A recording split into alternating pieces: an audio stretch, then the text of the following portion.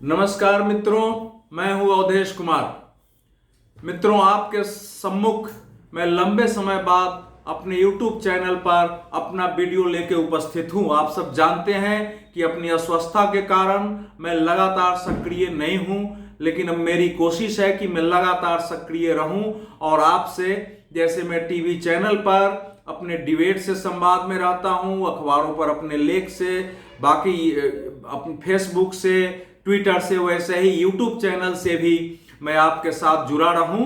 और आप सबसे निवेदन भी है कि ज्यादा से ज्यादा संख्या में यूट्यूब चैनल सब्सक्राइब करें। आज मैं मित्रों अफगानिस्तान में तालिबानों के आधिपत्य से लेके अमेरिका की नीति पर कुछ बातें करना चाहता हूं, क्योंकि हमारे देश में भी कई बातों को लेके गलतफहमी है। बहुत सारे लोगों का ये मानना है कि अमेरिका कब तक तालिबान वहां अफगानिस्तान का बोझ उठाता, अमेरिका को तो एक दिन जाना ही था, उनको मरने दिया जाए। अब ज्यादातर लोग ये नहीं सोचते कि अफगानिस्तान में तालिबान के वर्चस्व से, आतंकवादियों के वर्चस्व से भारत को कितना बड़ा खतरा है।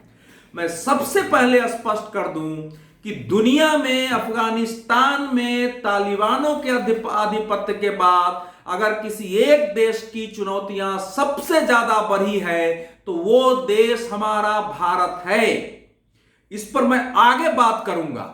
उस दृष्टि से चीजों को सोचिए। लेकिन ये दुर्दशा हुई क्यों है, ये स्थिति जरा कल्पना करिए। 11 सितंबर 2001 को जब अलकायदा की योजना के अनुसार अमेरिका के न्यूयॉर्क में वर्ल्ड टावर पर, उनके पेंटागन पर, वाशिंगटन में हमला हुए थे और करीब 5000 लोग मारे गए थे, उस समय क्या माहौल था। अमेरिका ने आतंकवाद विरोधी युद्ध की घोषणा की, अफगानिस्तान पर आक्रमण किया, अलकायदा, तालिबान सब कहां चले गए पता नहीं चला, तालिबानों का शासन ध्वस्त किया। तो एक और वो दृश्य था और एक और वो दृश्य है कि आज वही अमेरिका तालिबानों से बातचीत करके, समझौता करके, बेशर्मी से, निर्लज्जता से, कायरता की तरह वापसी का ऐलान करके वापसी करते हुए ऐसी स्थिति पैदा कर दिया कि तालिबान 20 वर्ष बाद ज्यादा ताकत के साथ आज अफगानिस्तान में इस स्थिति में आए हैं कि अब आसानी से उनको बाहर करना संभव नहीं होगा। तालिबानी ये कह रहे हैं कि अमेरिका, अब देखिए तालिबानों का दुस्साहस या साहस देखिए। अमेरिका के राष्ट्रपति जो बिडेन, उन्होंने कहा था कि 31 दिसंबर तक हम अफगानिस्तान से पूरी तरह वापस आ जाएंगे। आज तालिबान का प्रवक्ता तालिबान की ओर से जबीहुल्लाह मुजाहिद कह रहा है कि अमेरिका 31 अगस्त तक अपना बोरिया बिस्तर समेट दे। एक प्रकार की चेतावनी है। हम नहीं चाहते कि अमेरिका यहां रहे और अमेरिका हमारे देश से लोगों को बाहर जाने के लिए प्रेरित मत करे, जबकि इसमें कोई देश किसी को बाहर जाने के लिए प्रेरित नहीं कर रहा है। तालिबानों का जो चरित्र है उसको देखते हुए बेतहाशा लोग भाग रहे हैं, त्राहिमाम कर रहे हैं, चिल्ला रहे हैं कि दुनिया मदद को आए। पूरी दुनिया देख रही है एक अमेरिकी राष्ट्रपति की मूर्खता से, कायरता से पूरी दुनिया की स्थिति खतरे में पड़ गई है। कोई वहां हाथ डालने की कोशिश नहीं करेगा और उससे अगर किसी का साहस बढ़ा है तो तालिबान है, उसको सहयोग करने वाला पाकिस्तान है और चीन है। अमेरिकी राष्ट्रपति को के मुंह से कुछ दिनों तक आवाज नहीं निकली है। आज उन्होंने ये कहा है कि हम पूरी कोशिश कर रहे हैं, जो बिडेन साहब बोल रहे हैं कि हम पूरी कोशिश कर रहे हैं कि 31 अगस्त की समय सीमा का हम पालन करें, लेकिन हमारे सैनिकों को वहां बहुत जोखिम में काम करना पड़ रहा है। हम वापस आएंगे, लेकिन यह उस पर निर्भर करेगा कि तालिबान हमको कितना सहयोग करता है। अगर तालिबान सहयोग नहीं करेगा तो आप क्या करेंगे? क्या फिर से आप अटैक करेंगे? आपने वो स्थिति रहने नहीं दी है। मित्रों, लोगों को ये कम जानकारी है कि 2014 के बाद से अमेरिका जमीन पर युद्ध नहीं लड़ रहा था। जमीन पर अफगानिस्तान की सेना युद्ध लड़ रही थी। पिछले 7.5 वर्षों में अफगानिस्तान के 10,000 सैनिकों ने बलिदान दिया, जबकि पिछले 7.5 वर्षों में अमेरिका के केवल 99 सैनिक मारे गए हैं। अमेरिका ऊपर से बमबारी कर रहा था, नीचे से तो जो सैनिक इतनी वीरता पूर्वक युद्ध कर रहे थे, क्योंकि उनके अंदर एक भाव था कि हम तालिबान को खत्म करेंगे। यह संभव है कि उसमें कुछ पश्तून रहे होंगे, कुछ जिहादी सोच के लोग रहे होंगे, जिनकी इच्छा रही होगी कि किसी तरह तालिबान वापस आ जाए, लेकिन उन ज्यादातर के अंदर एक भाव था कि तालिबान के माध्यम से पंजाबी पाकिस्तानियों का हमारे देश में वर्चस्व है, उनके खिलाफ हम लड़ रहे हैं। हमने एक वीडियो देखा जिसमें एक सैनिक अपना हथियार डालने के लिए तैयार नहीं था, कहा था हम पंजाबियों के सामने हथियार नहीं डालेंगे। समस्या कहां थी? समस्या यह थी कि अफगानिस्तान की सेना को ट्रेनिंग अमेरिका ने दी थी, लेकिन उनको गोला बारूद, उनको रसद, उनको अन्य सामग्रियों के सप्लाई जो थी वो अमेरिकी सैनिक कंट्रैक्टरों के हाथ में था। वायुयान को, जो एयरफोर्स है, उसके वायुयान कहां उड़ान भरेंगे, उनमें ईंधन कैसे भराएगा, कहां से जाएंगे, ये सब वहां का अमेरिकी कंट्रैक्टरों के हाथ में था।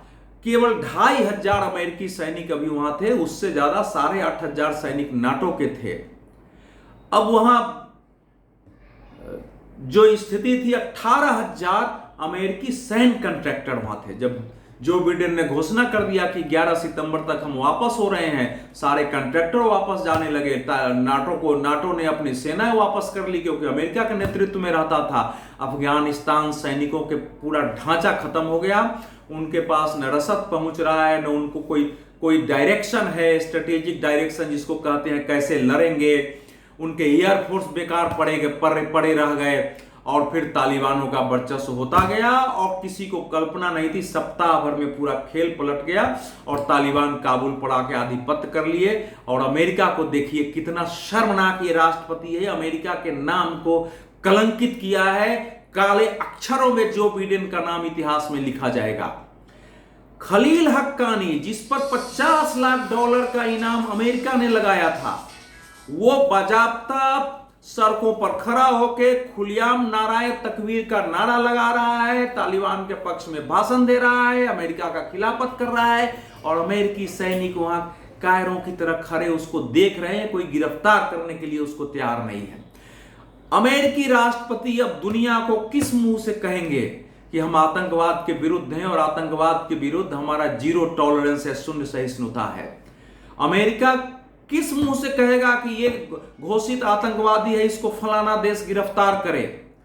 तो अफगानिस्तान के सैनिकों की दुर्दशा, आज अफगानिस्तान की दुर्दशा, पत्रकारों पर वहां हमले हो रहे हैं, और ये सब एक कायर, एक मूर्ख, एक तथाकथित अपने को मध्यमार्गी, वामपंथी, उदारवादी मानने वाले राष्ट्रपति के बेवकूफी से हुआ है।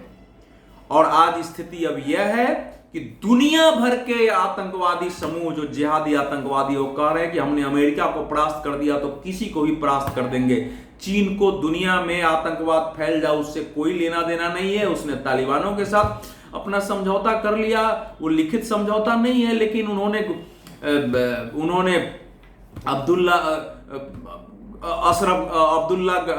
बरादर को बुला करके और उन्होंने उससे बातचीत कर ली। तालिबान उनके हमले करने नहीं जा रहे हैं, रूस उसके साथ काम करने के लिए तैयार है। एक समय था 2001 में जब अमेरिका वहां आया था, कोई उसके साथ समझौते करने के लिए तैयार नहीं था। डिप्लोमेटिक रिलेशन उसके पाकिस्तान के साथ थे, दुनिया में बाकी भारत में कोई देश नहीं दे रहा था। आज वो उसको मान्यता मिल रही है, दुनिया के देश उसके साथ है। खुलेआम वो पत्रकार सम्मेलन कर रहे हैं, देशों को धमकियां दे रहे हैं और अपना उदारवादी चेहरा भी दिखा रहे हैं।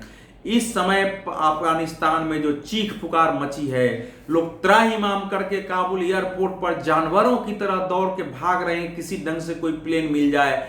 जो अफगानिस्तान में लंबे समय की लड़ाई वहां की जो ध्वस्त हुई है, निर्वाचित सरकार चली गई है, वहां के उपराष्ट्रपति को एक इलाके में जाकर के छिप के रहना पड़ रहा है, देश से नेता भाग गए हैं, अफगानी देश छोड़ करके भारत जैसे देश में आके शरण ले रहे हैं, पत्रकार वहां से भाग रहे हैं और दुनिया भर के आतंकवादियों का हौसला बढ़ा है। उसके लिए कोई एक व्यक्ति जिम्मेवार है तो वो जो बिडेन है। इस व्यक्ति का नाम दुनिया के खलनायक के रूप में लिखा जाएगा मित्रों। लेकिन हम गाली दे सकते हैं, भारत के लोगों को यह चिंता करने की जरूरत है कि आगे तालिबान के कारण अफगानिस्तान में हमारा जो स्ट्रेटेजिक समस्या आई है, जो डिप्लोमेटिक समस्या है, जो आर्थिक समस्या है, जो कमर्शियल समस्या है, व्यापार की समस्या है, पाकिस्तान से निपटने की रणनीतिक समस्या है, चीन से निपटने की, उससे हम कैसे निपटेंगे, इस पर मैं आपसे आगे बात करूंगा। धन्यवाद। ये वीडियो जरूर देखिए, वीडियो को शेयर करिए और साथ ही साथ लंबे समय से हमारा YouTube चैनल बंद था, ज्यादा से ज्यादा आप स्वयं अपने दोस्तों से इस चैनल को सब्सक्राइब कराइए। नमस्कार, धन्यवाद।